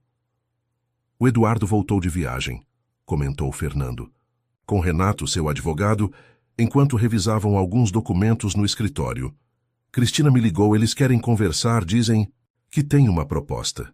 Que tipo de proposta? Perguntou Renato, desconfiado. Não sei, mas marquei um encontro para hoje à noite aqui em casa. Tem certeza que é uma boa ideia, Fernando? Depois de tudo o que descobrimos, preciso olhar nos olhos dele, Renato. Preciso entender até onde vai essa traição. O advogado suspirou, preocupado. E quanto a Raíssa, ela estará em casa durante essa conversa? Sim, mas pedirei a Rosa que fique com ela e Caio no andar de cima. Isso é assunto de adultos. O que Fernando não sabia era que Raíssa, com seus anos de sobrevivência nas ruas, havia desenvolvido um ouvido aguçado e uma curiosidade ainda mais afiada. Ela captava fragmentos de conversas, olhares trocados, tensões não verbalizadas. Sabia que algo importante estava acontecendo. Algo relacionado ao dinheiro desaparecido do projeto de Helena. Quando Cristina e Eduardo chegaram, no início da noite, Raíssa observou-os discretamente do topo da escada. O homem era alto, de aparência impecável, com um sorriso que não alcançava os olhos. A mulher, que se parecia um pouco com Fernando, tinha uma expressão ansiosa, quase temerosa. "Vamos para a sala de estar", disse Fernando, conduzindo-os. "Renato já está nos esperando." Raíssa deveria ter subido para o quarto de Caio, onde Rosa os esperava com jogos de tabuleiro e pipoca para uma noite de diversão. Mas algo a impeliu a seguir os adultos silenciosamente, como havia aprendido, a fazer nas ruas quando precisava se esconder ou escapar de situações perigosas. Posicionou-se no corredor, próxima à porta entreaberta da sala de estar, de onde podia ouvir a conversa sem ser vista. "Vamos direto ao ponto", disse Fernando, dispensando as formalidades. "Qual é a proposta de vocês?" Eduardo pigarreou, assumindo uma postura de negociador. "Olha, Fernando, sei que as coisas parecem ruins, mas tudo tem uma explicação." "Estou ouvindo." "O dinheiro da fundação... Você tem razão. Eu o utilizei para cobrir algumas dívidas pessoais, mas foi com a intenção de devolver tudo com juros. Fiz alguns investimentos que não deram certo e estava desesperado." "E por que não veio até mim? Sou seu cunhado, por Deus." "Orgulho", admitiu Eduardo, baixando os olhos. "Vergonha. Não queria que você soubesse que eu havia fracassado nos negócios." "Então preferiu roubar o dinheiro destinado a crianças carentes?" A voz de Fernando tremia de raiva contida. "O dinheiro que Helena separou para realizar o sonho dela..." Cristina interveio, os olhos marejados. "Fernando, estamos aqui para tentar consertar as coisas. Eduardo conseguiu um empréstimo com um amigo. Podemos devolver parte do dinheiro agora e o restante em parcelas." "Parte? Quanto exatamente?" "2. Milhões", respondeu Eduardo. "E o restante em 2 anos. Fernando soltou uma risada amarga. 2 anos? O projeto do abrigo deveria ter começado há 2 anos atrás. Enquanto conversamos, há meninas dormindo nas ruas, vulneráveis a todo tipo de perigo." "Entendemos sua frustração", continuou Eduardo, mantendo um tom conciliatório. "Mas é o melhor que podemos fazer no momento. A alternativa seria você nos processar, o que arruinaria a reputação da família e provavelmente não traria o dinheiro de volta tão cedo." "E Helena?", perguntou Fernando subitamente. "Ela confrontou você sobre o desvio, não foi?" Um silêncio pesado caiu sobre a sala. Raíssa prendeu a respiração, sentindo que estavam chegando ao ponto crucial. "Sim", admitiu Eduardo finalmente. "Poucos dias antes do acidente, ela me procurou. Disse que havia descoberto tudo, que tinha provas, que iria denunciar à polícia se eu não devolvesse o dinheiro imediatamente." "E você fez o quê?" A voz de Fernando era quase um sussurro agora. "Implorei por tempo. Disse que devolveria tudo, que era só uma questão de dias até meus investimentos darem retorno." "Ela acreditou?" "Não. Disse que ia falar com você. Naquela mesma noite, contar tudo." Fernando levantou-se abruptamente, caminhando até a janela. "Mas ela nunca chegou em casa naquela noite. Sofreu o acidente na rodovia." "Fernando!" A voz de Cristina estava embargada pelo choro. "Sei o que você está pensando, mas Eduardo jamais faria algo assim. Foi um terrível acidente, nada mais." "Como posso ter certeza disso?" Fernando virou-se, encarando o cunhado. "Como posso confiar em um homem que roubou da própria família, que traiu a confiança de todos nós?" Eduardo também se levantou visivelmente alterado. "Está me acusando de algo, Fernando? Porque se estiver é melhor ser direto." "Estou perguntando se você teve algum envolvimento no acidente de Helena. Responda-me olhando nos meus olhos." "Isso é absurdo." Eduardo passou as mãos pelos cabelos, exasperado. "Eu nunca, jamais faria algo assim. Sim, cometi um erro grave com o dinheiro, mas daí a causar... Isso? Que tipo de monstro você acha que eu sou?" Renato, que até então observava a cena em silêncio, interveio. "Fernando, sem provas concretas, esse tipo de acusação é perigoso." Fernando respirou fundo, tentando recuperar o controle. "Você tem razão. Desculpe, Eduardo. É que tudo isso ainda dói muito." "Eu entendo", respondeu o cunhado, aparentemente aliviado pela mudança de tom. E é por isso que estamos aqui, para tentar consertar pelo menos parte do dano que causei. O que aconteceu com o resto do dinheiro? Os outros 6 milhões? Eduardo baixou os olhos. Perdido. Investimentos ruins, dívidas de jogo. Cristina nem sabia da extensão do problema até recentemente. É verdade, confirmou ela entre lágrimas. Quando descobri, já era tarde demais. Fernando voltou a sentar-se, esgotado. Vou aceitar os 2 milhões como início da restituição, mas com uma condição. Vocês dois vão renunciar a qualquer direito sobre a herança da Alma Prado Incorporadora. Vou preparar um documento e vocês assinarão. Mas, Fernando, protestou Cristina, isso é sua única família. Não, respondeu ele com firmeza. Caio é minha família. E agora, Raíssa, também. Vocês perderam esse direito quando traíram a confiança de Helena. Do lado de fora da porta, Raíssa recuou silenciosamente. Seu coração batia acelerado com o que acabara de ouvir. Fernando a considerava parte da família. A menina de rua, sem nome, sem passado, sem nada a oferecer além de sua lealdade crua e instintiva, subiu rapidamente as escadas antes que alguém notasse sua ausência e entrou no quarto de Caio, onde o menino e Rosa jogavam banco imobiliário. Onde você estava? Perguntou Caio, curioso. Demorou um tempão para buscar a água. Eu... Me perdi nos corredores, mentiu Raíssa, sentando-se ao lado deles, mas sua mente estava longe, processando tudo o que ouvira. No dia seguinte, o clima na casa estava estranhamente leve, como se um peso tivesse sido removido. Fernando parecia mais relaxado durante o café da manhã, conversando animadamente com as crianças sobre os planos para o fim de semana. Estava pensando em irmos à praia, sugeriu ele. Podemos passar o dia em Guarujá, talvez até o domingo. O que acham? Sim, exclamou Caio, entusiasmado. Podemos ficar no apartamento da praia? Aquele com a vista para o mar? Exatamente esse, confirmou Fernando sorrindo. Então, notando a expressão confusa de Raíssa, explicou.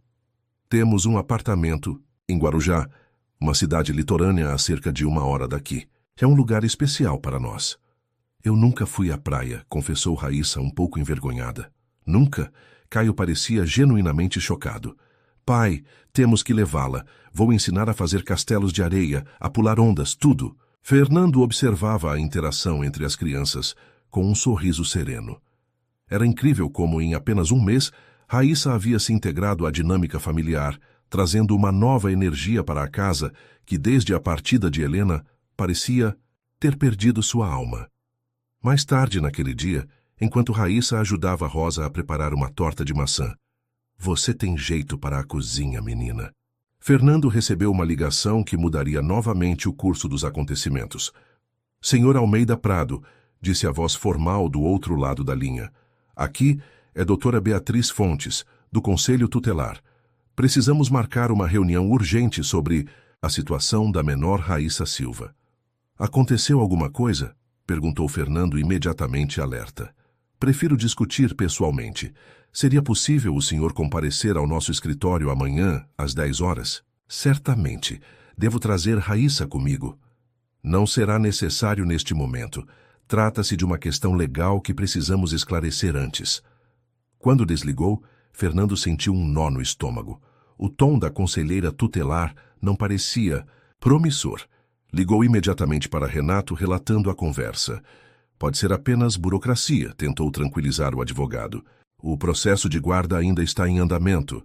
É normal surgirem questões.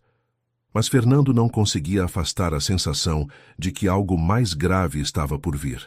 À noite, quando foi verificar se Raíssa já estava dormindo, encontrou-a, sentada na varanda do quarto, olhando para o céu estrelado. Posso me juntar a você? Perguntou ele suavemente. Ela assentiu, fazendo espaço no banco almofadado. Fernando notou que ela segurava o lenço vermelho, passando os dedos pelas iniciais bordadas. Você acredita que as pessoas que já partiram podem nos proteger de alguma forma? Perguntou Raíssa de repente. A pergunta pegou Fernando de surpresa. Não sei ao certo. Gosto de pensar que sim, de alguma maneira. Às vezes sinto como se a dona Helena estivesse me guiando, continuou a menina, ainda olhando para o céu. como se o lenço fosse mais do que um pedaço de tecido, sabe? Fernando sentiu um nó na garganta. Sei exatamente o que quer dizer. Ouvi vocês conversando ontem à noite, confessou Raíssa, finalmente olhando para ele. Sobre o dinheiro, sobre o acidente dela. Fernando franziu o senho, mas não demonstrou raiva. Não deveria ter escutado escondida, Raíssa. Eu sei. Desculpe. É que, na rua, informação é sobrevivência. Velho hábito. Ele assentiu, compreensivo. Entendo. Mas algumas conversas são delicadas demais para crianças. Você realmente me considera parte da família? Perguntou ela, indo direto ao ponto que mais a havia impactado. Fernando a olhou nos olhos. Sim, Raíssa. Neste curto tempo, você se tornou importante para nós, para mim e para Caio. Mesmo eu sendo diferente, não sabendo usar os talheres certos ou falar como gente rica, Fernando sorriu, tocando gentilmente o ombro dela. Especialmente por você ser diferente. Você nos ensina coisas todos os dias, sobre generosidade, sobre coragem, sobre adaptação. Helena ficaria orgulhosa de ver você aqui. Raíssa. Sentiu lágrimas se formando em seus olhos, mas as conteve. Ainda não estava acostumada a demonstrar vulnerabilidade. O conselho tutelar ligou hoje, continuou Fernando, decidindo ser honesto. Querem me ver amanhã. Eles vão me levar embora? O medo era palpável em sua voz. Não se eu puder evitar, garantiu ele com firmeza. Prometo fazer tudo ao meu alcance para que você fique conosco, se for o que você deseja. É o que eu desejo, murmurou ela, segurando o lenço com mais força. Nunca pensei que diria isso, mas me sinto em casa aqui. Fernando sentiu uma onda de proteção e afeto por aquela menina que em tão pouco tempo havia conquistado um lugar em seu coração. Qualquer que fosse o problema que o conselho tutelar quisesse discutir, ele estava determinado a superá-lo. Então, está decidido, disse ele, levantando-se. Você é uma Almeida Prado agora, Raíssa, e nós cuidamos dos nossos. Naquela noite, pela primeira vez desde que chegara à mansão, Raíssa dormiu profundamente, sem pesadelos, sem sobressaltos. O lenço vermelho repousava sobre seu peito, como um talismã protetor, conectando-a a um passado que começava a fazer sentido e a um futuro que finalmente parecia promissor. A sala de reuniões do Conselho Tutelar era impessoalmente formal. Paredes brancas, móveis de escritório padronizados, uma planta artificial no canto, que parecia tão fora de lugar quanto Fernando se sentia naquele momento. Ao seu lado, Renato organizava metodicamente alguns documentos, enquanto a doutora Beatriz Fontes os observava com expressão neutra. Senhor Almeida Prado, começou ela, ajustando os óculos de armação grossa. Agradeço sua presença. Como mencionei por telefone, surgiram algumas questões sobre a guarda provisória da menor Raíssa Silva. Qual é o problema exatamente? Perguntou Fernando, tentando manter a calma. A conselheira tutelar folheou uma pasta à sua frente. Recebemos uma denúncia anônima, alegando que o senhor estaria usando a menina para melhorar sua imagem pública após o incidente viral, e que não haveria um interesse genuíno em seu bem-estar. Fernando sentiu o sangue ferver. Isso é absurdo. Quem faria uma acusação dessas? Infelizmente, não podemos revelar a fonte, respondeu ela, impassível. Mas nossa obrigação é investigar qualquer denúncia, especialmente quando envolve uma criança em situação de vulnerabilidade. Doutora Fontes, interveio Renato. Meu cliente tem seguido rigorosamente todas as recomendações do Conselho. As visitas dos assistentes sociais confirmaram que Raíssa está bem adaptada e feliz. O que mais seria necessário para comprovar as boas intenções dele? A mulher suspirou como se também não estivesse confortável com a situação. Há outra complicação. Conseguimos localizar um parente de Raíssa, uma tia materna que vive em Recife. Ela manifestou interesse em assumir a guarda da sobrinha. Esta revelação atingiu Fernando como um golpe físico. Uma tia? Em todos esses anos, Raíssa nunca mencionara qualquer familiar vivo. Raíssa sabe disso? Perguntou, com a voz trêmula. Ainda. Não queríamos primeiro conversar com o senhor, já que detém a guarda provisória. E essa tia, onde esteve todos esses anos? Por que nunca procurou por Raíssa antes? Segundo ela, não sabia do paradeiro da sobrinha. A irmã dela, mãe de Raíssa, era usuária de drogas e desapareceu de Recife há muitos anos. Só recentemente, ao ver o vídeo viral, reconheceu a menina pela semelhança com a mãe. Fernando trocou um olhar significativo com Renato. Algo naquela história não soava verdadeiro. Gostaria de conhecer essa pessoa antes de qualquer decisão, disse ele firmemente. E mais importante, Raíssa precisa ser consultada. Ela tem idade suficiente para que sua opinião seja considerada. Concordo, respondeu a doutora Fontes para a surpresa de ambos. Na verdade, eu ia sugerir exatamente isso. A senhora Janaína Silva chegará a São Paulo amanhã. Poderíamos marcar um encontro supervisionado aqui no conselho. Fernando assentiu, tentando processar aquela reviravolta. Uma parte dele temia perder Raíssa para essa parente desconhecida, mas outra parte, a mais racional, reconhecia que, se fosse uma familiar legítima que realmente se importasse com a menina, talvez fosse o melhor para ela. Vou conversar com Raíssa hoje mesmo, disse ele. Ela merece saber o que está acontecendo. Quando Fernando voltou para casa, encontrou Raíssa e Caio no jardim brincando com um cachorro, um vira-lata de porte médio, pelo amarelado e orelhas caídas. De onde veio esse cachorro? Perguntou surpreso. A Rosa encontrou na rua. Pai, explicou Caio animado. Estava machucado, aí ela trouxe para casa para cuidar dele. A Raíssa já deu banho nele e tudo.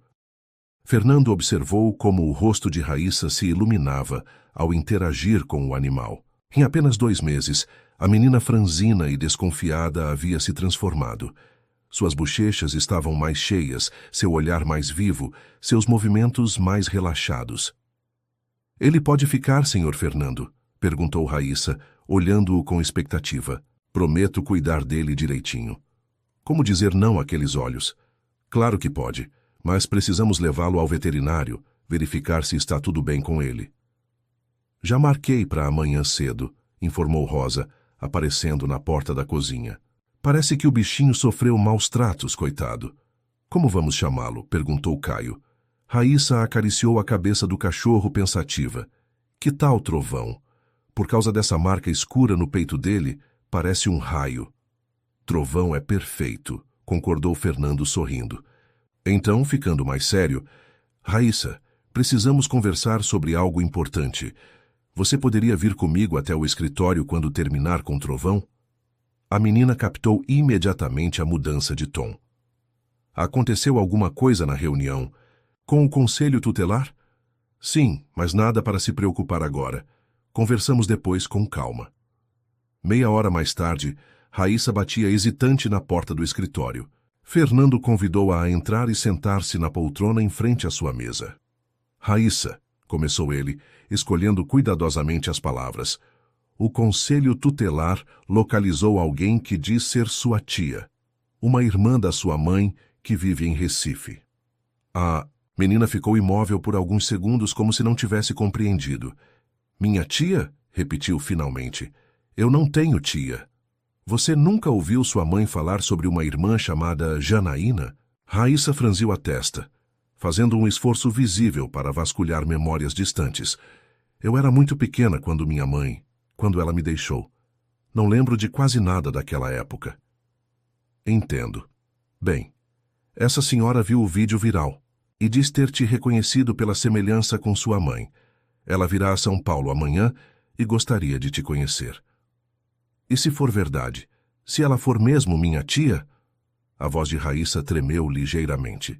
Vou ter que ir embora daqui? Morar com ela em Recife? Fernando aproximou-se, ajoelhando-se para ficar na altura dos olhos dela. Nada será decidido sem que você concorde, Raíssa. Sua opinião é a mais importante nesse processo. Tudo o que peço é que você conheça essa senhora. Converse com ela. E depois decidiremos juntos o melhor caminho. E se eu não quiser ir? Se quiser ficar aqui com vocês? Então lutaremos por isso, com todas as nossas forças, garantiu Fernando. Você se tornou parte da nossa família, Raíssa. Não desistiremos de você facilmente. A menina assentiu, processando aquelas informações. Depois de um momento de silêncio, perguntou: o cachorro pode ir junto amanhã? Trovão me faz sentir mais segura. Fernando sorriu, tocado pela simplicidade do pedido. Verei o que posso fazer. Na manhã seguinte, Fernando, Raíssa e, surpreendentemente, Trovão, graças a uma ligação de Renato explicando a situação especial, aguardavam na mesma sala de reuniões do Conselho Tutelar. O cachorro, agora limpo e com uma coleira nova, deitou-se obedientemente aos pés de Raíssa, como se entendesse a importância do momento. Quando a porta se abriu, todos voltaram-se para a mulher que entrou. Janaína Silva era uma mulher de aproximadamente 40 anos, cabelos tingidos de loiro, maquiagem pesada e unhas compridas decoradas com strass. Vestia roupas justas e coloridas e carregava uma bolsa de grife que Fernando, com seu olhar treinado, identificou imediatamente como uma falsificação. Raíssa, minha sobrinha querida, exclamou ela, abrindo os braços dramaticamente. Como você cresceu, é a cara da sua mãe. A menina permaneceu imóvel, estudando a mulher com desconfiança. Trovão, sentindo a tensão de sua nova dona, ergueu-se ligeiramente, vigilante. A senhora é irmã da minha mãe? Perguntou Raíssa com voz neutra.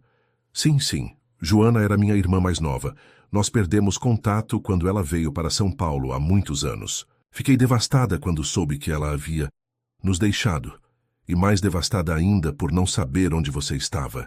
A doutora Fontes e outra conselheira observavam a interação atentamente. Fernando mantinha-se em silêncio, mas seus olhos não perdiam um único detalhe.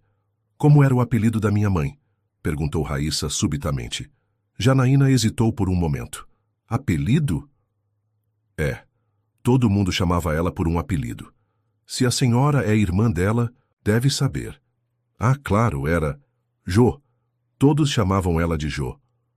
Raíssa olhou para Fernando, um breve contato visual carregado de significado. Depois voltou-se para a suposta tia. Minha mãe não tinha apelido. O nome dela nem era Joana, era Juliana. O rosto de Janaína empalideceu sob a maquiagem. Eu me confundi. Faz tanto tempo. Doutora Fontes, interveio Fernando. Gostaria de pedir uma verificação mais detalhada da identidade da senhora. Silva, me parece que há inconsistências graves em seu relato. A conselheira tutelar assentiu, visivelmente incomodada. Senhora Silva, a senhora teria documentos que comprovem seu parentesco com Raíssa? Certidão de nascimento sua e da mãe dela, por exemplo? Eu não trouxe nada comigo, mas posso providenciar, claro. Seria muito importante, continuou a doutora Fontes. Também precisaremos verificar seus antecedentes, sua situação financeira, condições de moradia. Isso tudo é realmente necessário? Janaína parecia cada vez mais nervosa. Ela é minha sobrinha, sangue do meu sangue. Justamente por isso, devemos garantir que tudo esteja em ordem, respondeu a conselheira com firmeza. O bem-estar de Raíssa é nossa prioridade. A reunião prosseguiu por mais alguns minutos, com Janaína visivelmente desconfortável com as perguntas cada vez mais específicas das conselheiras. Quando finalmente saíram da sala, Fernando sentia-se física e emocionalmente exausto. Ela está mentindo, disse Raíssa, enquanto caminhavam até o carro, Trovão trotando fielmente ao seu lado. Minha mãe se chamava Juliana, e ela tinha um dente da frente quebrado. Essa mulher tem os dentes todos certinhos. Não podia ser irmã dela. Fernando olhou para a menina com admiração. Sua capacidade de observação e raciocínio rápido eram impressionantes. Você foi muito esperta com aquela pergunta sobre o apelido, elogiou. Aprendi nas ruas, respondeu ela, com um dar de ombros. Sempre tem gente tentando se aproveitar dos outros. No caminho de volta para casa, Fernando recebeu uma ligação de Renato. Já pediu uma investigação completa sobre essa Janaína Silva, informou o advogado. Meu palpite é que ela viu o vídeo viral. Notou a repercussão e pensou que poderia tirar algum proveito da situação. Talvez exigir dinheiro posteriormente. Raíssa percebeu a farsa imediatamente. comentou Fernando, olhando pelo retrovisor para a menina que acariciava Trovão no banco traseiro. Crianças que passaram por situações difíceis desenvolvem um sexto sentido para pessoas mal intencionadas, observou Renato. De qualquer forma, isso deve adiantar o processo de guarda definitiva a seu favor. 3 dias depois, a confirmação chegou. Janaína Silva não tinha qualquer relação com Raíssa. Na verdade, tinha um histórico de pequenos golpes e já havia tentado algo semelhante em outra cidade, alegando ser parente de uma criança envolvida em um caso de grande repercussão. O Conselho Tutelar pede desculpas pelo transtorno, informou a doutora Fontes por telefone. Deveríamos ter investigado mais a fundo antes de envolvê-los. O importante é que a verdade veio à tona, respondeu Fernando. E agora, quais são os próximos passos para a guarda definitiva? Com este incidente resolvido, e considerando os relatórios positivos dos assistentes sociais, acredito que podemos acelerar o processo. Sua advogada, doutora Carmen, já está com toda a documentação necessária. Fernando desligou com uma sensação de alívio. Aquele obstáculo inesperado havia, ironicamente, facilitado o caminho para tornar Raíssa oficialmente parte da família. Nas semanas seguintes, a vida na mansão dos Almeida Prado encontrou um novo ritmo. Raíssa começou a frequentar a mesma escola particular de Caio. Inicialmente, com certa dificuldade para se adaptar ao ambiente acadêmico estruturado, mas logo encontrando seu caminho, especialmente nas aulas de arte e literatura, onde seu talento natural se destacava. Trovão tornou-se o guardião fiel da menina, dormindo aos pés de sua cama e acompanhando-a sempre que possível. O cachorro resgatado parecia entender intuitivamente o passado de sua dona, oferecendo um conforto que às vezes nem as palavras conseguiam proporcionar. Enquanto isso, Fernando não esquecera sua promessa. Com os 2 milhões recuperados de Eduardo e Cristina, que desde então mantinham distância, ainda processando a ruptura familiar, ele colocou em movimento o projeto sonhado por Helena para o abrigo Luz da Esperança. O terreno adjacente ao abrigo foi adquirido da prefeitura através de uma negociação complexa, que envolveu a construção de uma creche pública em outro bairro carente. Os arquitetos foram contratados, seguindo fielmente as plantas originais deixadas por Helena, apenas com algumas atualizações tecnológicas. 6 meses após o início das obras, em um sábado ensolarado de primavera, aconteceu a cerimônia de inauguração do Anexo Helena Almeida Prado, um prédio moderno de 3 andares com dormitórios confortáveis para até 40 meninas, salas de estudo, ateliê de arte, biblioteca e uma área verde com horta comunitária. Dona Zuleide, agora oficialmente a diretora do complexo, não conseguia conter as lágrimas enquanto cortava a fita inaugural ao lado de Fernando, Raíssa e Caio. Helena está vendo isso de algum lugar, disse ela emocionada. Seu sonho finalmente realizado. A cerimônia foi simples, sem grandes alardes midiáticos. Fernando fizera questão disso. Apenas as pessoas realmente envolvidas com o projeto e as futuras beneficiárias estavam presentes, incluindo algumas meninas que Raíssa conhecera nas ruas e que agora teriam a oportunidade de um recomeço. Depois da cerimônia, enquanto os convidados desfrutavam de um lanche preparado por Rosa, que fizera questão de participar trazendo suas famosas coxinhas e brigadeiros, Fernando encontrou Raíssa sentada sozinha em um banco no jardim recém-plantado, olhando pensativa para o lenço vermelho em suas mãos. — No que está pensando? Perguntou ele, sentando-se ao seu lado. — Em como as coisas mudam, respondeu ela, erguendo os olhos para o prédio novo. Há 1 ano eu estava dormindo debaixo de uma marquise sem saber se teria o que comer no dia seguinte. Agora estou aqui, vendo um sonho se realizar. O sonho de Helena, observou Fernando. O nosso sonho também, corrigiu Raíssa. Seu, meu, do Caio, da dona Zuleide. Todos nós queríamos que isso acontecesse. Fernando sorriu, admirando a sabedoria daquela que, aos poucos, tornava-se não apenas sua filha nos documentos oficiais. A adoção havia sido formalizada 1 mês antes, mas em seu coração. Sabe o que mais estou pensando? Continuou Raíssa.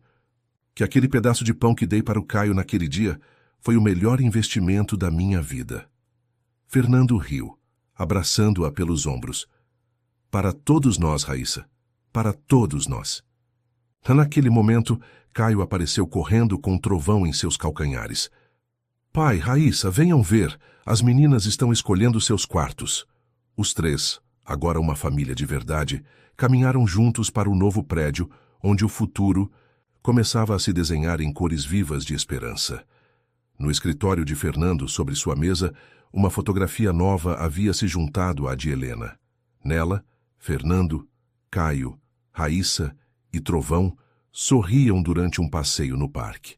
A menina usava o lenço vermelho como uma faixa no cabelo, um estilo próprio que havia criado. E seu sorriso, antes tão raro, agora iluminava não apenas a fotografia, mas a vida de todos ao seu redor.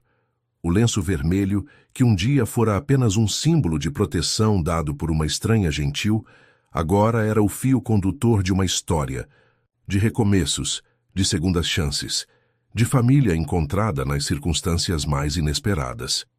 E enquanto o sol se punha naquele dia especial, tingindo o céu de São Paulo em tons de vermelho intenso, o mesmo vermelho do lenço que unira destinos aparentemente tão distintos, Raíssa finalmente entendeu o verdadeiro significado de lar. Não um lugar, mas as pessoas com quem escolhemos compartilhar nossa jornada, independentemente de onde viemos ou para onde vamos. Fim da história. Queridos ouvintes, esperamos que a história de Raíssa e sua jornada com o lenço vermelho tenha tocado seus corações. Para continuar essa viagem emocional, preparamos uma playlist especial com histórias igualmente cativantes. Encontrem-na aqui, clicando à esquerda. Se gostaram desta narrativa, não esqueçam de se inscrever em nosso canal e deixar seu like no vídeo. Todos os dias trazemos histórias únicas que exploram a complexidade da vida e a beleza dos recomeços. Não percam nossos próximos conteúdos. Estamos ansiosos para ler seus comentários e saber o que mais tocou vocês nesta história de generosidade e transformação.